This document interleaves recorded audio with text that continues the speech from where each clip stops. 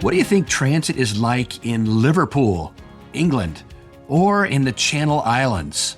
I'm Paul Comfort, and in this episode of Transit Unplugged, we're going to talk to Samuel Ribeiro. He is the Managing Director for Tower Transit in the United Kingdom. And today he talks to us about their transportation operations that they operate in Liverpool and in the Channel Islands. We dive into a little bit of the food and culture there as well in the Channel Islands. Very interesting. It's an island that is part of the United Kingdom and the British Isles, but it's close to France. We explain that to you. Plus, we talk about what it's like to be a contractor in depth. What is contracting? What is the value of contracting? And why is this model so successful all around the world, where contractors operate fixed route services in places like the United Kingdom, in Latin America, in Australia, where the Kelsian Group is headquartered for, that's the company that Tower Transit is a part of. But in the United States, contracting is mostly used for paratransit. It's some shuttle work and maybe a small amount of fixed route work, but what lessons can we learn, and should we consider doing more of that today? Those are the questions I asked Samuel Ribeiro, and I think you'll be interested in his answers because he's worked all over. He started his life in Brazil, came as an exchange student to the U.S., did a background in banking, and was actually significantly involved in some major bus manufacturing, financing, etc. around the world, and worked his way into operations management with Kelsian Group, one of the largest contracting, transit and transportation contracting companies in the world. I had the opportunity to meet some of them in my recent visit to Australia, and that's led us to talk to some of their leaders around the world, including Samuel Ribeiro, Managing Director for Tower Transit United Kingdom. This is a great interview. We talk about so many things. Enjoy this conversation with Samuel Ribeiro.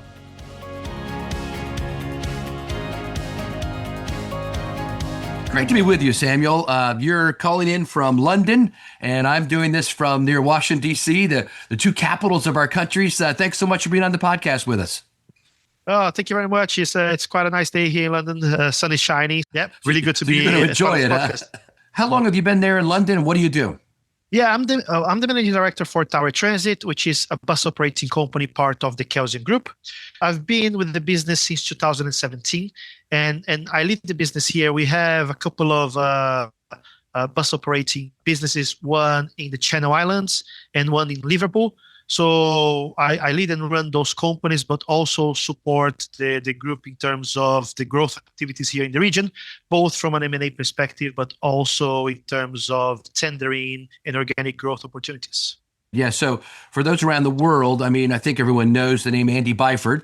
Andy was the train daddy in New York. Before that, he was in Toronto. When I was in Baltimore, actually, I was CEO of the Maryland Transit Administration. He was up there at TTC. We became friends, and he went to New York for a while, then was in London, back in London, where he was commissioner. And I interviewed him, actually, just like 2 weeks after he got back into London. And it was during the pandemic, of course. And I remember him telling me, there was like nobody in the offices when he got there. And, he's like, I get this new job. I come into the office. There's nobody there. Everybody was, most people, the administrative staff was working home. Obviously, the frontline workers had to be to work daily. But after Andy left and came back to the U.S., went to work for Amtrak, and now he's helping lead the renovation of Penn Station through Amtrak in New York. So he's back to New York. In the last couple of weeks, he's received, a rousing welcome. I posted about him on my LinkedIn profile, where I post a lot of information about the industry.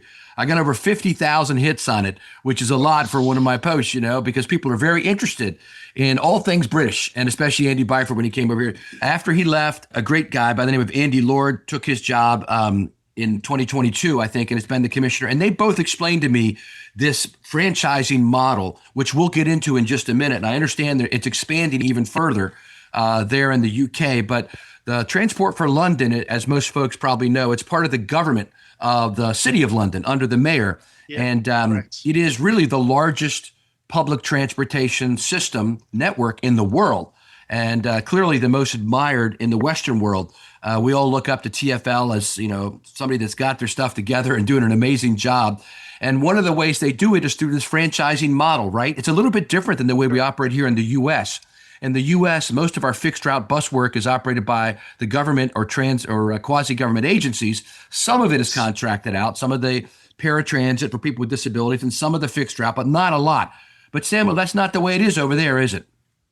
No, it isn't. And the TfL has even a more unique model whereby you've got private operators such as ourselves who actually run the services for TfL. So the very unique and well-known red double-decker buses that we have in London, those are actually operated by private companies like ourselves.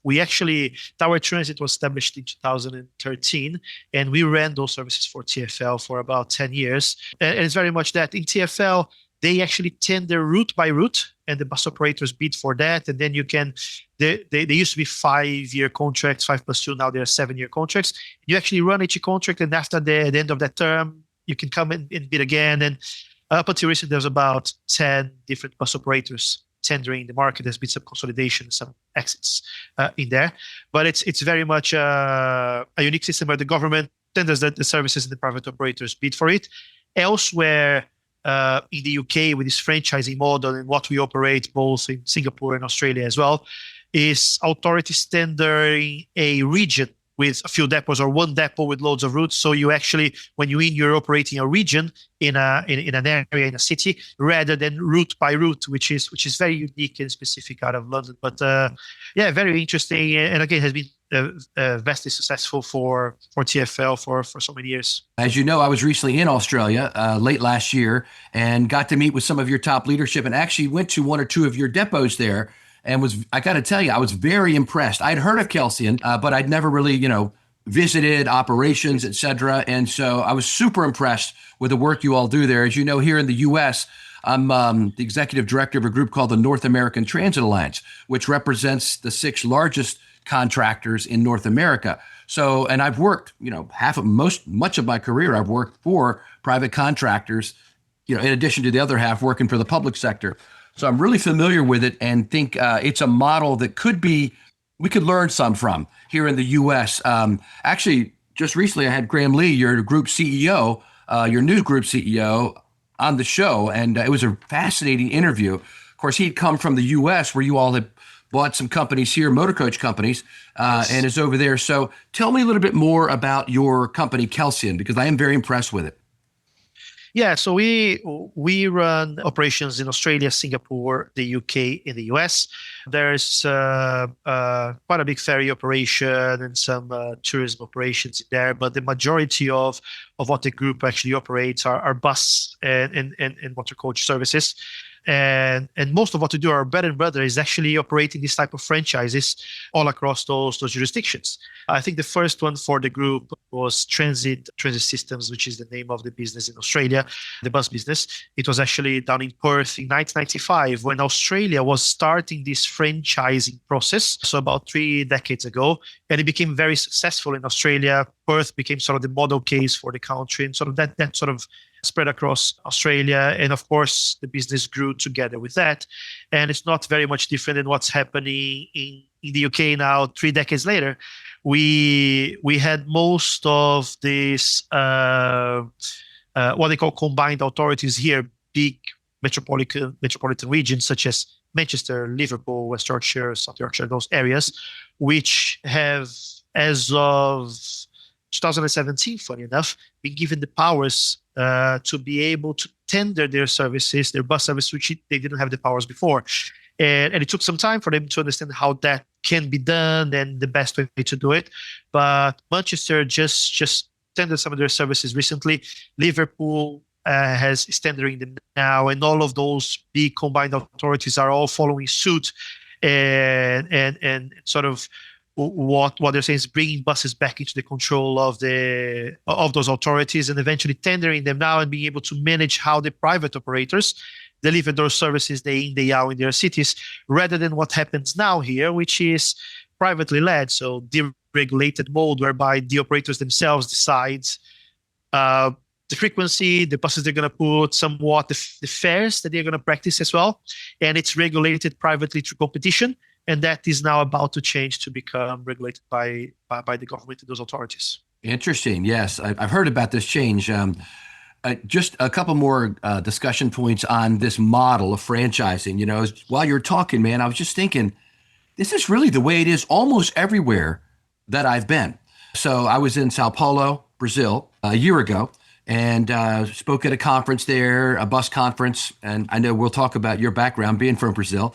And I didn't really have any trouble, even though I don't speak Portuguese. We had some great friends there. My company has a couple companies there, Sataji and another one, Pressa. And they had good translators for me, so we didn't have any trouble. But I was amazed at the model there, how that everything is contracted out, and it's a little bit more, I think, like it is right now, right, where they kind of decide the route, they work with the government, but then they run it themselves, they set the fares, and there was discussion about, hey, should the government get more involved and franchise these out and kind of have a little more control? And then, of course, I've talked to a lot of people in Africa. There's a lot of privatization going on there. Of course, throughout Europe. Private companies run a lot for the government. Big companies like RATP Devon, Transdev, Keolis, they run a lot of the services, both rail and bus. Of course, in the United Kingdom, I've been to Singapore and met one of your competitors there, actually. And I actually was at Tower Transit in your old offices a few years ago before the pandemic, and in Australia. So everywhere I've been, contracting is the basic way it works, except in America. I think maybe there's a lesson we can learn here. Everyone is doing it around the world. We actually had UITP do a study for us a couple years ago and analyze and compare and contrast what's going on in Europe and the rest of the world versus what's going on here in the U.S. So, what are your thoughts on that? You've spent some time in the U.S. Do you think that's a model we could learn from? Yes, I think there's a lot of benefits in that model. My background, I'm originally from Brazil, and I was born and raised there, and even places in emerging markets such as Brazil or Sub-Saharan Africa are actually moving toward that model. Places in Brazil that in the early 90s as well have gone into franchising and tendering as well. And the interesting thing is that they never came back from that model. They've always stayed in there, which is a very interesting scenario. Yes. And I think that's it. There's the ability of the public sector controlling and deciding where the network needs to go. They have the knowledge of where cities are growing into, what developments are going to be made in terms of residential areas, in terms of hospitals and everything else, and where the transport system needs to go, and therefore have that sort of like overarching strategy of where transit needs to go and it should be delivering for its people. But there's a lot of experience and knowledge that comes from private operators like we have, like we are, in terms of delivering that day in, day out, and being able to maximize our efficiencies and innovate and always strive for doing this in the best way that we can.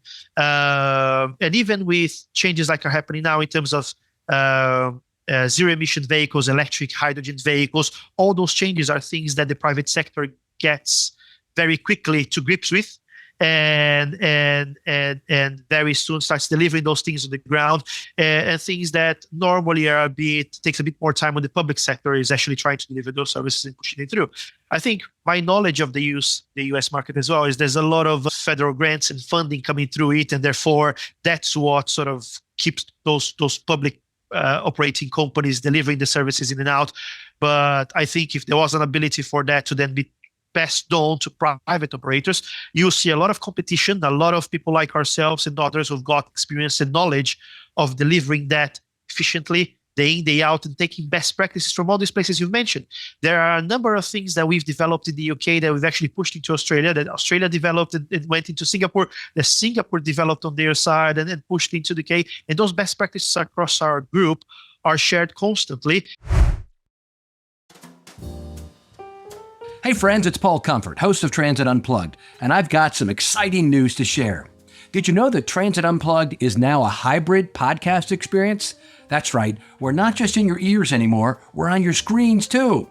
Each week on YouTube now, you'll find a brand new version of our show featuring a video intro from me, plus behind-the-scenes photos and visuals of our guests when we record interviews on location in person.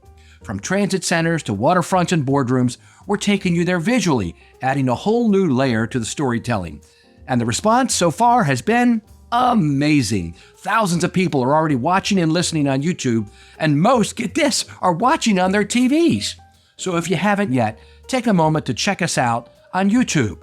Just search Transit Unplugged Podcast on YouTube, then hit subscribe and experience the show each week in a whole new way.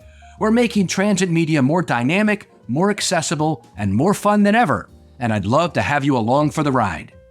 Now let's get back to the conversation. As I mentioned, I just came back from a conference where there was a lot of national leaders there. And here in the America, every 5 years, we have what's called a reauthorization act. So back in 1964, there was the Urban Mass Transportation Act. My friend Peter Varga wrote a chapter on that in my book, right over my shoulder here, The New Future of Public Transportation, talking about the history of federal funding, as you just mentioned, and regulation of transit here in the U.S. And every 5 years, it has to be reauthorized. And it starts in the House of Representatives. Now, they have started the process. I've actually went to Washington, was up on Capitol Hill with some friends of mine who were testifying on it. I didn't testify, but they did. But I was there listening to what they had to say. The Reauthorization Act is they're a portal where people are putting information in for the House Transportation and Infrastructure Committee to consider that. And one of the things they're considering is how much should federal regulation encourage contracting out and privatization. They're looking for the Trump administration has pretty much made it clear, that they want us to focus on the core issues of transit, which are, safety, efficiency, reliability, the customer experience, things that most people traditionally have thought about as essential for running a good transit operation. And my understanding, as a matter of fact, I just heard it this week, is that there are people in the House of Representatives who are considering putting in stronger teeth into the new Reauthorization Act to have people at least consider contracting, let's say before they cut a route because of whatever, consider what if it was a cost factor, consider contracting it out, because a lot of times contractors can do it for less cost and yet the KPIs are even better. I mean, has that been your experience? Yeah, it's been experienced, and also it's not something that changes from night to day. The legislation in the UK was changed in 2017, and only 4 or 5 years later, the first combined authority in Manchester decided to take over that's services. interesting. So it takes a while. It takes a while, and eventually, once people start realizing what are the benefits of it and what can actually be achieved, then other areas started following suit. I think the other thing that also helped here in the UK was COVID, because as everything was deregulated beforehand, private operators were actually, their revenue came from fares where nobody was on the streets. They all had Right. to rely on grants to survive. Yes. And therefore, if when times are tough, grants are the things that are going to make you survive, and the government has to sort of bail you out. Yeah, And then when that's what times are happened here in great, the you US keep the too. profit. Yeah, then you might as well have the ability to say, you know what, I'll take, and the government here, it takes the fares, yes, it decides what the fare price is going to be through franchising, and it contracts the bus operators and pays them for their performance and what they're delivering in terms of KPIs. And that's why KPIs are intrinsically something that we have in our operations from top down, day in, day out, to improve on it, because that's what drives our contracts. There's a great, healthy discussion about, contracting around the world. Thank you for that. What do you specifically do there in the UK that you oversee? You mentioned you have something in Liverpool. You also have the Channel Islands. Tell us about the Channel Islands one first. That sounds exotic. It's right off the coast of France, right? But still part of Great Britain, United Kingdom. Exactly. Yeah. It's it's a conglomerate of islands. The two biggest ones are Jersey and Guernsey, with Jersey being the biggest of them. Okay. And whilst I'm saying big, it's a 9 by 5 mile island, so it's not that big. Yeah. It has about 100,000 people, and whilst it is a jurisdiction of its own, it's part of the United Kingdom. When you describe another kingdom and the British Isles, Right. the Jersey comes part of that. But it's about 14 kilometers of the north coast of France, so it's much closer to mainland Europe and to France than it is to the UK. Okay. And it's a very unique place. When you get into there, you see the shops and everything on the streets. Everything looks like the UK. But when you read the names of the streets and all the names of everything that is there, everything is in French. So it's a very unique place. It has a bit of the heritage of the both, culture, huh? of both Yeah. countries, a bit of the cultures. But for us, in terms of our operation, we are the only public bus company there, so public bus operator. So we run the entire bus network for the island. We have about 80 vehicles. And we do that for the residents year round, about 100,000 of them. But in the summer, we also cater for about another 500,000 visitors that come to that. Really? Oh, wow. It's quite an interesting place whereby we have to cater for that seasonality, quite a big one in transit, and be able to cater very well for those tourists, but not damaging in any way, shape, or form the residents who actually we serve year-round in the island. So it's a very, very unique place. Again, it's a franchised area, so we have to tender for it. very recently, it was up for tender again, and we retained the contract for another 10 years. The contract, the recent contract started last month, so we've got another 10 years to operate in Jersey, which will be great for us. And there's a lot more things that we'll be bringing into that operation. A lot more electric vehicles and a lot more innovation that we're bringing into that operation. But it's quite a unique one where you have one single operator and you have that seasonality as well on the passenger side, which is Yeah, so it's a big tourist place. I know they've got beaches and castles and great local food. Guernsey cream, right? We've heard of that before. I've heard of that here in the U.S. Exactly. Yeah. So they have two things which are very famous. It's the Jersey cow and the Jersey milk, which is very famous, and also what they call here the Jersey Royals, which is a name they given for a very small potato that comes from there as well. So does it make good mashed potatoes, or they cook it whole? Well, they do it, and they say they put it in salads, and they do it in different ways. But it's just that I think the background of the cows is that they never got mixed. It's hereditary. It's always been there, exactly, and therefore it never had any mixture or any change, and therefore that's what it made it so unique. But yeah, so it's very very well known here as well. Everybody knows the Jersey milk and the Jersey Royals here. It sounds like a fun place to visit. I have to put that on my list, huh? It is. It's what I tell people. It's a very small place, but it sort of packs a little bit of Britain in that 9x5 mile. You have nice beaches, you have castles, you have nice pubs and food. You've got even a winery there and then a brewery in the island. So it's quite a unique place and very touristic. Yeah, that sounds fun. You know, it's about the size of where I grew up. I grew up on an island called Kent Island. The county I'm in is Queen Anne's County, Maryland, and it's named after Queen Anne of England. And in 1631, a guy came over here and settled on the Chesapeake Bay, and Kent Island was named, for. It's all British, all the background here is that. But it's about that size. It's about 9 miles long by 5 miles wide. I grew up there in a place called Kentmore. So familiar with that and familiar about how, but you've got a lot of people there, 100,000 people. That's a lot more than live on Kent Island here. Yeah. But nevertheless, everybody knows each other. So that's the other unique part of that. Go in there and everybody knows each other. You're, the team that we work, the drivers, they all know the residents. And we've got drivers saying, I know that at my 9 PA journey, I need to get Mr. So-and-so because he's got a doctor's appointment that he told me yesterday. Isn't that funny, man? Yeah, that's wonderful. That's the way it should be. I love that. Exactly. We have one of the interesting things about that operation. We have a 5-star rating on TripAdvisor. And we were until recently the number one thing to do in St. Helier, which is the capital city of Jersey, for a transit operation to have it's like over 1,000 reviews. Yes. To have a 5-star rating in TripAdvisor, it's quite an achievement for the operation there. Right. And there's no bridges to the mainland, so the only way to get there is ferries, right? Ferries and planes, yes, that's the way to get there. So it's 35 minutes flight, and that's Jersey. The other operation is Liverpool, which let's talk about Liverpool. The Beatles and all that. Exactly. Yeah. It's been a recent acquisition of ourselves. We have about 40 vehicles. And what we do there is we run services for what was called until recently Mersey Travel, or the Liverpool City Region Combined Authority. And what we do is there are a number of routes that the government wants or has a requirement to deliver, socially and economically necessary routes that are needed to be delivered in the city, that some of those bigger private operators do not want to run because commercially they're not viable. Okay. So then what the government does, it has the ability to tender those out. And that's what we run. We run those specific routes that it doesn't have the demand to commercially pay for itself, and therefore the government subsidizes those individual routes for us to operate. And that's what we do.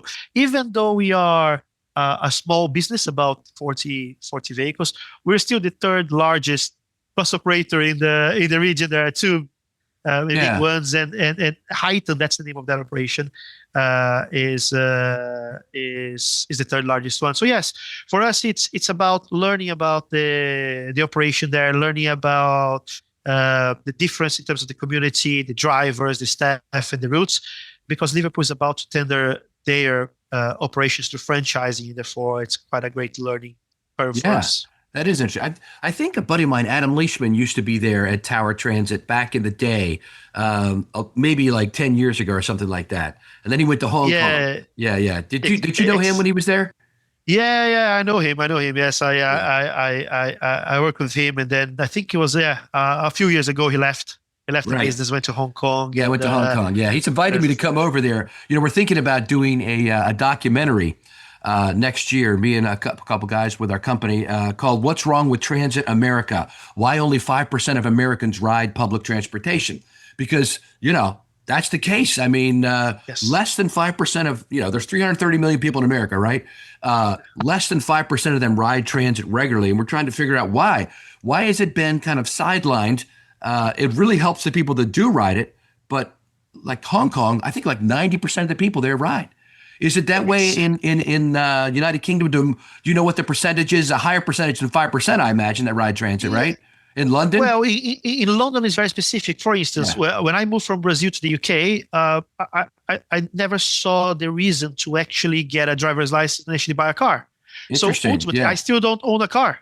Yes, Wow. I live in London and I only use public transport, and it's been since 2011. You So don't have any trouble getting nearly around, 15 right? years, no trouble getting around. There's a few things that help. It's a very well developed transport system, very well connected between buses and trams and the underground, the tube, as they call it here.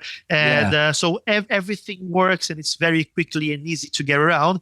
And also, because the city is very old, if you actually have a car and you try to go into the city driving, it's quite hard to find parking spaces. The traffic is Yeah. quite is quite hard, and Yeah. you've got the congestion charge as well that also tries to push people away from driving. It's quite significant. But it's 15 pounds, I think, to drive into London on a daily basis. So ultimately, you've got those constraints that also push people and help people go to the public transport. And the more money that channels to the public transport, the more TfL can actually develop and put more services and better buses and newer buses, and it becomes like a positive snowball.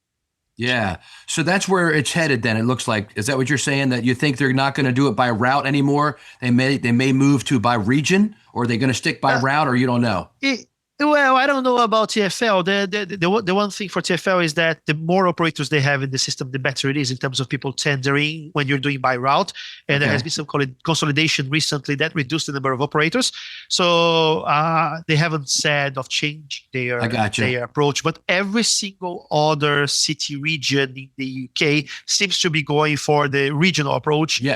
rather than Yes. the route by route approach. Yeah. I talked to some guys from Manchester last year, and I think that's what they were going to do. I That, talked to the that's head of that's ex- transport there. Yeah. That's exactly what they're doing. And to be honest, there's a number of benefits of that. When you're actually planning and designing a network and you're scheduling it, there's a lot more efficiencies if you're doing that.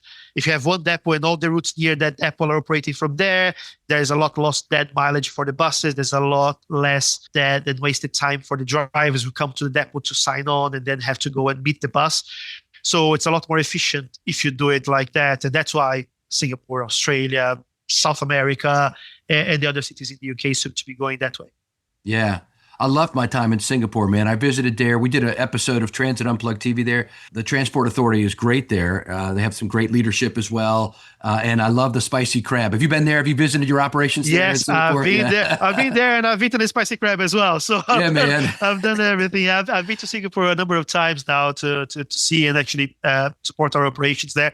It's really good, and I think what the LTA have done in such a small period of time, they took their time as well before they launched their tender and franchise operations.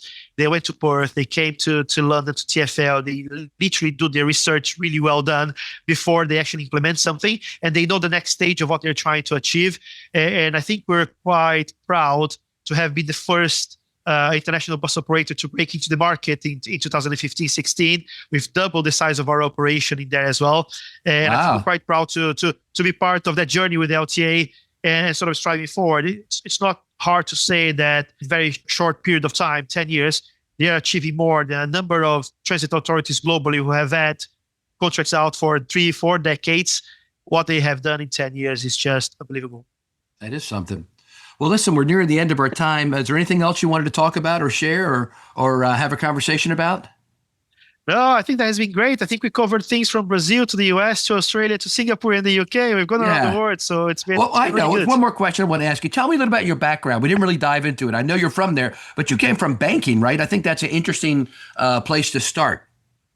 It is, yeah. My background is in banking. So I started working for Citibank in Sao Paulo, Brazil. And then I moved to a local bank called Itaú and eventually to HSBC, which is a British bank. And mostly working on financing projects and exports out of Brazil.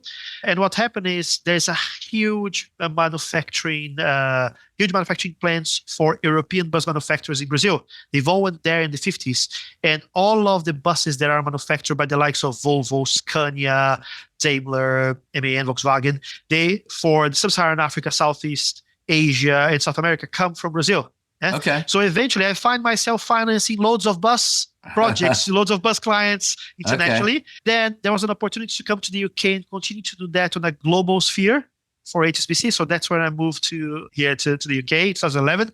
And I did that, literally financing projects like Bogota in Colombia, Transmilenio, Transantiago in Chile. I financed projects in Sub-Saharan Africa in the likes of Johannesburg and Pretoria when they were sort of creating bus companies and sort of formalizing their public transport system. And it has been amazing, that sort of journey. And that's how it got me into buses, and I got to Tower Transit and eventually moved over to sit on the other side of the table from the banking sector. But wow, that's very interesting. I learned a lot in that process and visited many places. And that's the beauty of it. I found that there are things that they do in Johannesburg that are very interesting, and things that you can actually bring to Bogota, which is an amazing public transport system with their BRTs. And if I don't recall correctly, their system runs about 45,000 people per hour per direction on buses, which is just unbelievable. Yes. Yeah. Globally. And even places like that can still take a little bit of benefit from what people do in Johannesburg, what people do in Brazil. What I've learned is that I try to bring the best of every single one of those operations into what I do on the day-to-day in the UK, in Jersey, in Liverpool, where I go to. So yeah, that has been my background, which is quite nice.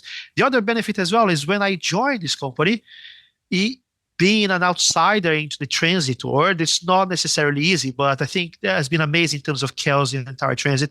I had people who had 25, 30, 35 years of UK bus experience by my side. So I was able to really learn. When I was in the banking, I was the bus expert in banking. When I came into the bus world, I didn't really know as much as I thought I knew. Because it was a lot more developed, a lot more day-to-day operational stuff, and it was quite good for me to learn from some of the best people here in the UK in Tower Transit, and that blend of people coming from outside of the industry, a bit of a sprinkle of people from outside of the industry, with people who have grown from the transit industry and have a lot of background and experience in it, has proven quite successful for us, not only in the UK, but in Singapore and Australia and US where we operate. That's great. Well, Samuel, this has been a fascinating conversation. We've been able to talk about the big things and right down to the small things, and the Channel Island where we could come and visit and ride an amazing bus system. Well, thank you very much. It'd be lovely to host you in Jersey. So whenever you want to come, just let us know and we'll show you around the island.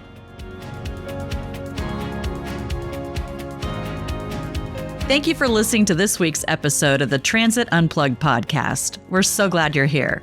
My name is Julie Gates. I'm the executive producer of the show, and our goal is to create programs that promote the great things going on in the transit industry by providing you with behind-the-scenes access with industry executive leadership so we can work together to find innovative industry solutions. We would love to have you be a part of the Transit Unplugged community by having you sign up for our newsletter. Head to the show notes to find the link.